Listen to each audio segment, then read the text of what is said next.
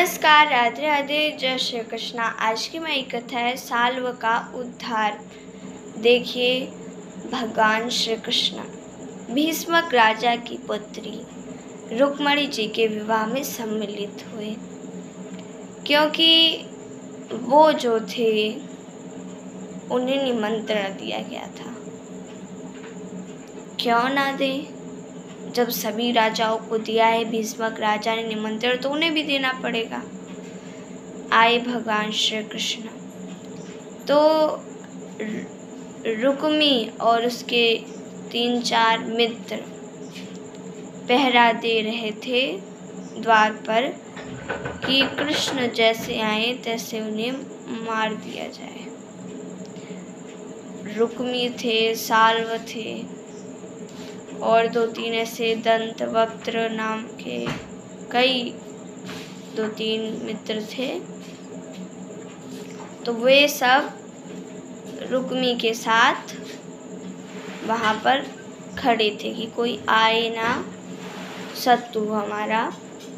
तो भगवान श्री कृष्ण को ही देख रहा था रुक्मी कि अगर वो आ गए तो सारा किया धरा बेकार हो जाएगा, इसलिए सोच रहे थे कृष्ण ना आए, इसलिए वो उसने पहरा दिया था। और भगवान श्री कृष्ण आ गए तो रुक्मी युद्ध करने के लिए उद्यत हुआ।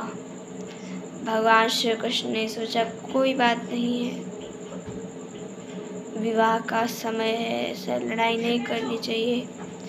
फिर भी रुक्मी नहीं मान रहा था, उसने हमला कर दिया भगवान के सेना पर।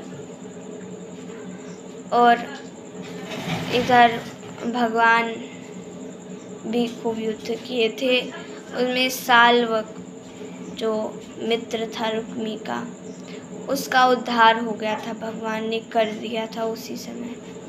और रुक्मी और उसके जो मित्र थे वे सब डर से भाग गए इधर उधर।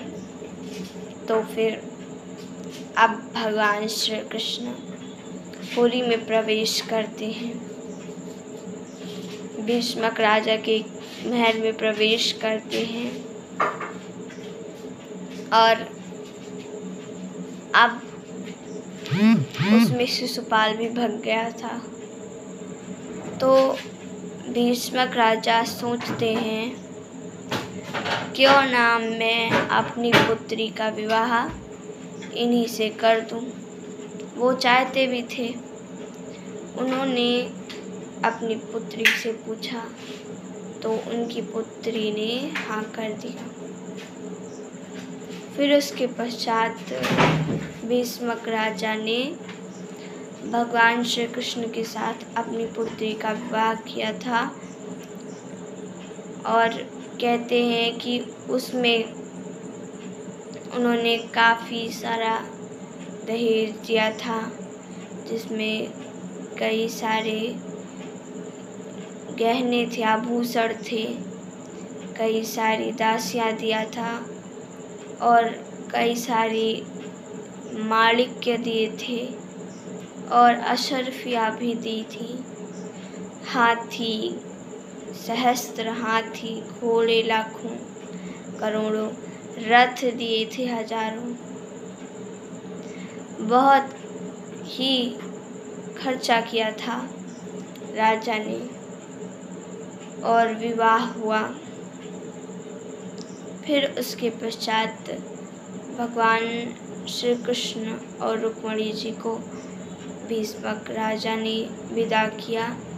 इतना सब कुछ देने के पश्चात भगवान श्री कृष्ण अब द्वारिका में आते हैं।